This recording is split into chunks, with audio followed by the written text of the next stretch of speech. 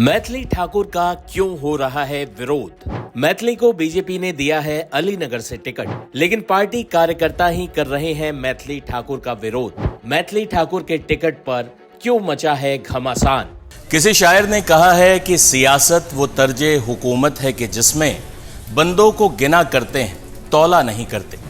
लोकतंत्र के लिए ये बात आंशिक तौर पर ही सच है, क्योंकि जमहूरियत में भी जिन्हें गिना जाता है ऐसे लोग गिनती के ही हैं।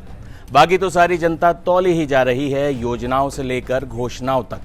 बहरहाल ऐसे ही एक चर्चित चेहरे की बात हम इस वीडियो में करने जा रहे हैं, जिनकी विधायकी का चुनाव लड़ने के ऐलान के बाद से ही बवाल जारी। मैथिली ठाकुर की आवाज के दीवाने तो आमो खास तमाम लोग हैं। पीएम मोदी भी मैथिली ठाकुर के भजनों को उतने ही चाव से सुनते हैं जितना कि कोई सामान्य नागरिक। बेहद कम उम्र में सुरीली आवाज और सौम्य स्वभाव से मैथिली ने दुनिया का दिल जीत लिया।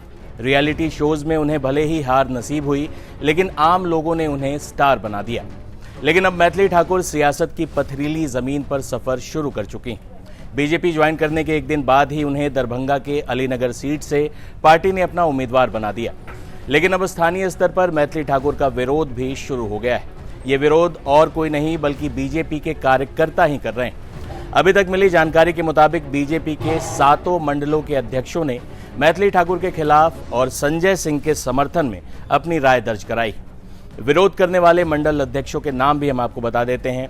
ताराडीह पूर्वी के पुरुषोत्तम झा, ताराडीह पश्चिमी के पंकज कंठ, घनश्यामपुर पूर्वी के सुधीर सिंह, घनश्यामपुर पश्चिमी के चंदन कुमार ठाकुर, इसके अलावा नगर मंडल के रंजीत कुमार मिश्रा और इनके साथ ही अलीनगर पश्चिमी के गंगा प्रसाद यादव और अलीनगर पूर्वी के लाल मुखिया जी शामिल हैं, जिन्होंने लिखकर अपना विरोध दर्ज कराया है। हालांकि मैथिली ठाकुर के विरोध में कुछ भी नया नहीं है। बाहरी या पैराशूट उम्मीदवारों का विरोध स्थानीय स्तर पर होता रहा है। हालांकि मैथिली के फैंस भी उनकी राजनीति में एंट्री से बहुत खुश नहीं दिख रहे हैं। वही एक बड़ा वर्ग है जो मानता है कि मैथिली जैसी युवा और टैलेंटेड लोगों को राजनीति में आना ही चाहिए। यह अलग बात है कि राजनीति में सेलिब्रिटी कुछ खास कामयाब नहीं रहे हैं, खासकर अगर उत्तर भारत की राजनीति की हम बात करें तो। मैथिली ठाकुर अभी युवा हैं और उन्हें काफ़ी कुछ सीखना है। जैसे पहली बार वो अपना विरोध देख रही, जब तक वो कलाकार थीं किसी ने मैथिली ठाकुर का विरोध नहीं किया। जिस अलीनगर से बीजेपी ने उन्हें उम्मीदवार बनाया है वो परंपरागत तौर पर राजद की सीट रही। अलीनगर सीट की बात करें तो ये सीट आरजेडी की गढ़ रही है। 2008 के परसीमन के बाद अस्तित्व में आए इस सीट से राजद के वरिष्ठ नेता अब्दुल बारी सिद्दीकी 2010 और 2015 में चुनाव जीत चुके हैं। हालांकि अब्दुल बारी सिद्दीकी ने भी मैथिली ठाकुर को शुभकामनाएं दी। सुनिए। गायिका है मैथिली ठाकुर, जिनको बीजेपी टिकट देने जा रही है। मैथिली ठाकुर बहुत अच्छी कलाकार हैं। उससे मैं उस पे समझिए मेरा बहुत दुआ भी रहा है और उसके समर्थक भी हम रहे हैं और बड़ी कलाकार है। कलाकार के नाते मेरा स्नेह है उस पे और कलाकार हैं। अब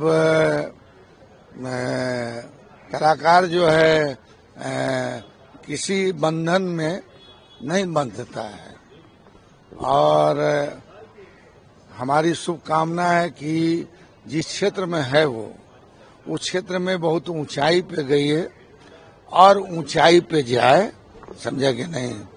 मगर राजनीति में आके उसका जो कद है उसको हम छोटा नहीं करना चाहते हैं।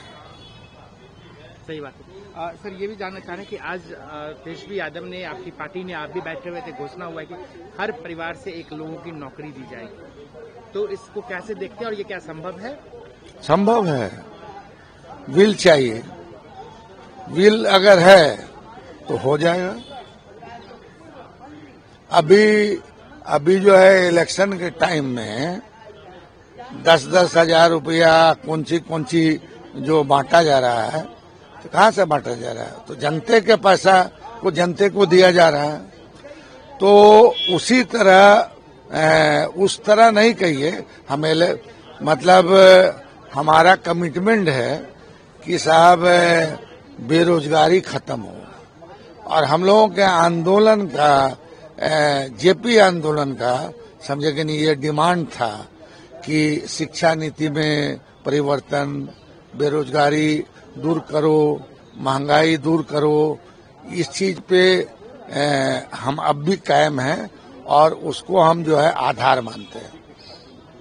एक अंतिम सवाल, क्या लग रहा है, क्योंकि अब तो सब कुछ फाइनल होने वाला है या हो गया होगा, तो आरजेडी कितने सीटों पर लड़ने जा रही है? क्योंकि पिछली बार जितना लड़े थे क्या उससे कम पे लड़ेंगे या कम से कम 140 तक आप जाएंगे इस बार?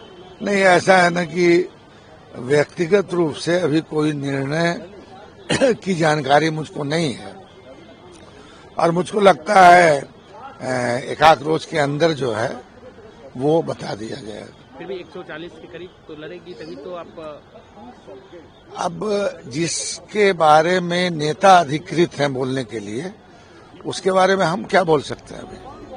वैसे 2019 विधानसभा चुनावों में वीआईपी की तरफ से मिश्री लाल यादव एनडीए उम्मीदवार के तौर पर लड़े थे और बेहद करीबी मुकाबले में राजद के विनोद मिश्रा को 4000 से कुछ कम वोटों के अंतर से मात दी थी।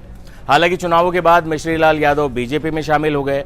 वहीं इसी साल 27 मई को मारपीट के एक पुराने मामले में मिश्री लाल यादव को 2 साल की सजा सुनाई गई। इसके बाद उनकी विधायकी भी चली गई, उनकी सदस्यता विधानसभा ने बर्खास्त कर दी। ऐसे में बीजेपी को यहां से नया चेहरा उतारना ही था।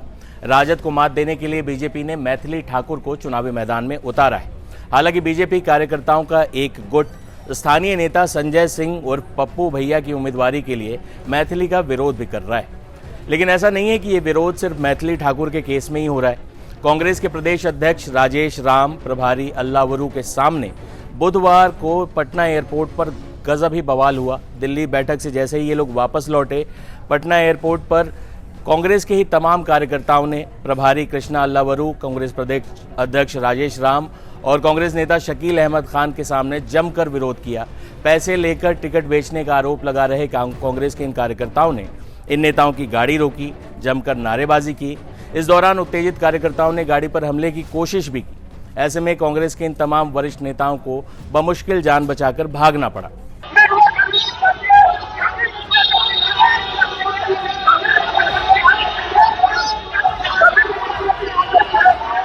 कारण हुआ सर कि हमारे सर डॉक्टर अशोक गगन जी 35 साल से कांग्रेस का कार्य कर रहा है, उनको वोट नहीं देना वंचित किया गया है और अखिलेश राम जी सभी लोग मिलकर कांग्रेस को वोट टिकट देने का कार्यक्रम किए हैं। इसके कारण हम लोग विरोध कर रहे हैं। अब अलीनगर सीट के समीकरण की भी बात कर लेते हैं। अलीनगर में यादव और ब्राह्मण दोनों समुदायों के मतदाता लगभग बराबर संख्या में हैं। बीजेपी को अब ये लग रहा है कि ब्राह्मण चेहरा होने के कारण मैथिली ठाकुर न केवल ब्राह्मण वोट बैंक को अपने पाले में कर सकती हैं, बल्कि दूसरी जाति के मतदाताओं को भी, खासकर महिलाओं में वो लोकप्रिय हैं, तो उसका भी उनको लाभ मिलेगा। पार्टी की रणनीति है कि मैथिली का चुनावी चेहरा सीट पर मजबूत पकड़ बनाने में मदद करेगा। मैथिली ठाकुर की एंट्री के बाद से अलीनगर सीट भी बिहार की उन सीटों में शुमार हो गई है जिस पर सबकी निगाहें टिकी होंगी। क्या आप मैथिली ठाकुर को विधायक के तौर पर देखना चाहते हैं? अपनी राय कमेंट बॉक्स में जरूर लिखें।